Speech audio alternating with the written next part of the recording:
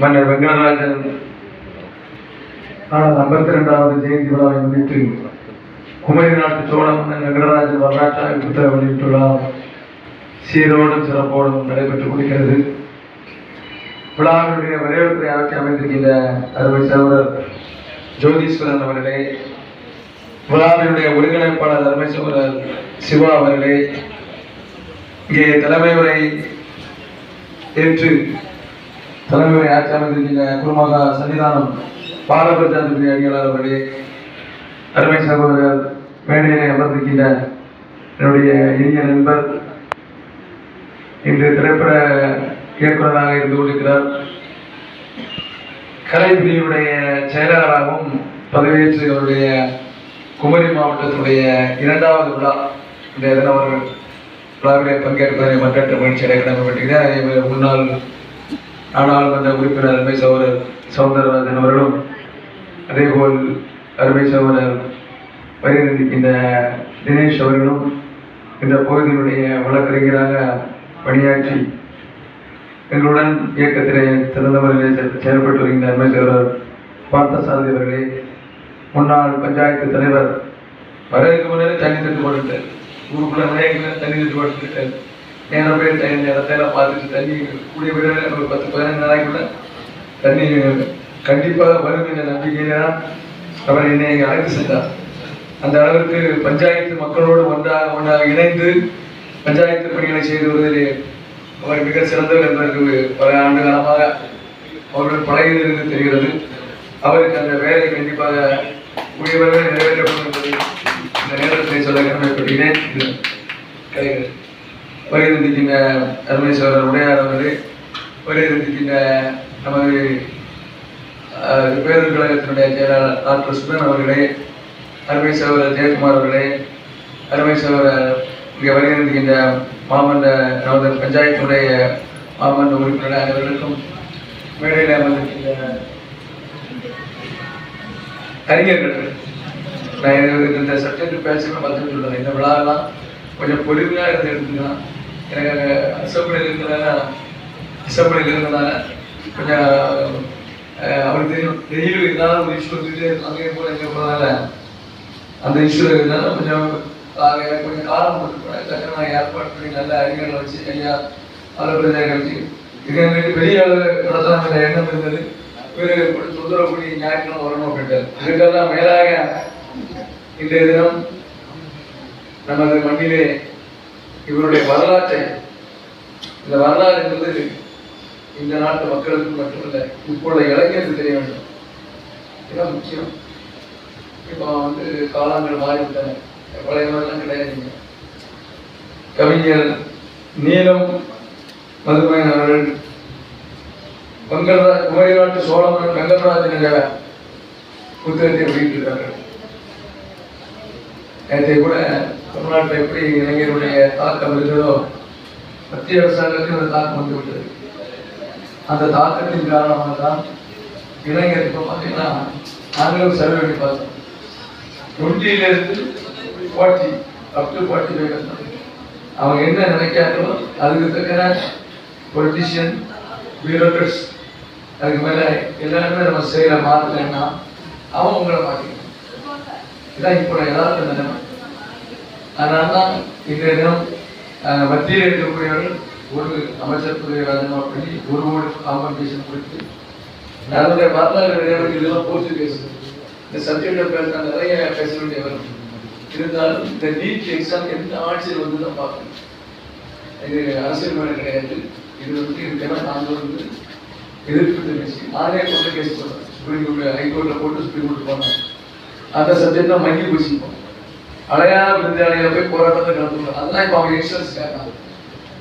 அந்த ஆர்ப்பாட்டத்தை பார்த்தீங்கன்னா எக்ஸ்டன்ஸ் கேட்கலாம். நீங்க எதுக்கு இங்கே வரீங்க அப்படின்னா, நீங்க எதுக்கு இந்த ஆர்ப்பாட்டத்தை வரீங்க? உங்களுக்கு ஆர்ப்பாட்டம் சம்பந்தம் கிடையாது. அப்போ எந்த அளவுக்கு அவங்க டெக்னாலஜி போகுது, எந்த அளவுக்கு அமைப்போம் வக்கீல் துறையிலே எப்படின்னா படிக்கலாம் கிடையாது.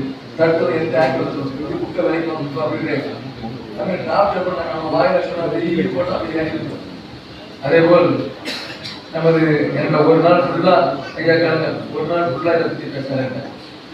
மங்கள்ராஜனுடைய கதை, கன்னியாகுமரிக்கு என்ன சம்பந்தம், இங்க இருந்து எம்ஜிஆரையும் கண்டி எம்ஜிஆர் பிறந்தா சொல்லி ஒரு நாள் அப்படியே பேசுறாரு. உங்களுக்கு பொறுமையா இருக்கீங்க கேட்டா எங்க போனது. அந்த அளவுக்கு தலை சிறந்த ஒரு மாவட்டத்தில் நீங்கள் இருக்கிறீர்கள்.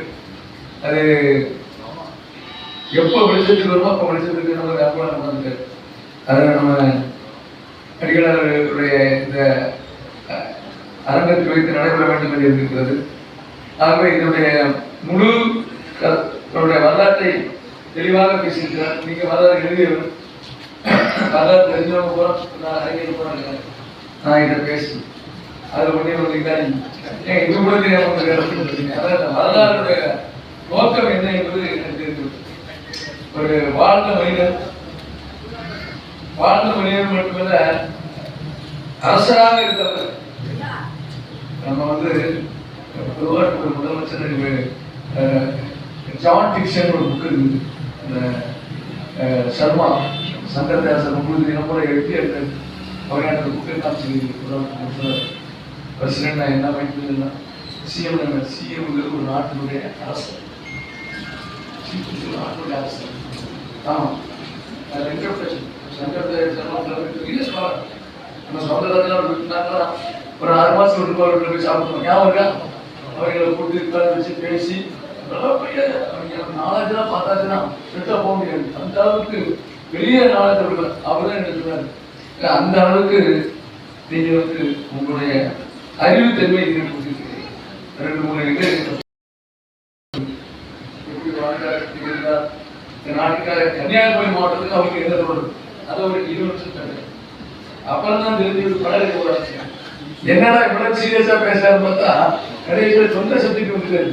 நான் கடைசியில படம் எடுக்க போறேன், படம் சினிமா படம் எடுக்க போறேன், இன்வெஸ்ட்மெண்ட் அப்பதான் தெரியாது. முடிவுக்கு வர சப்ஜெக்ட் இருக்கு. ஆகவே நமது மாவட்டத்தில் ஏன் இந்த சீஃப் மினிஸ்டர் பதவிக்கு கொடுத்தா யாருக்கு அப்பா இருக்கிறாங்க. தமிழ்நாட்டை பொறுத்தவரை இதுவரை தொடர்ந்து முதலமைச்சராக இருக்கிறது மைனாரிட்டி கம்யூனிட்டிலாம் நம்ம மாவட்டத்தில் இது இருக்கக்கூடிய கோவிலுக்கு பார்த்தீங்கன்னா காமராஜர் தான் நினைக்கிறேன் 10 வருஷம் இருக்காரு. மைனாரிட்டி மட்டும்தான் முதலமைச்சர். இப்போ இருக்கக்கூடிய மெஜாரிட்டி வச்சு என்ன ஆகுதுன்னா ஒரே ஒருத்தமான அவங்க சீக்கிரம் 5 வருஷம் இருந்தாரு, 6 வருஷம் அவரை இறக்க முடியாது. யாரும் இறக்க முடியாது. வாரத்தில் டிசைட் பண்ண முடியாது. கடைசியில் அவருக்கு கன்னியாகுமரி, நான் கன்னியாகுமரி எங்க பார்த்தாலும் கல்வெட்டு நான் இறந்துருக்கேன்.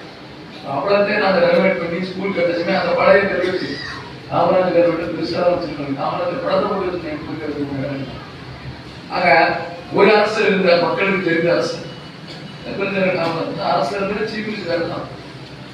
அடுத்தபடியாக நாம் இதை கண்டுபிடித்த ஆண்டுகளுக்கு முன்னாடியே இங்கே ஒரு மன்னன் இருந்திருக்கிறார்.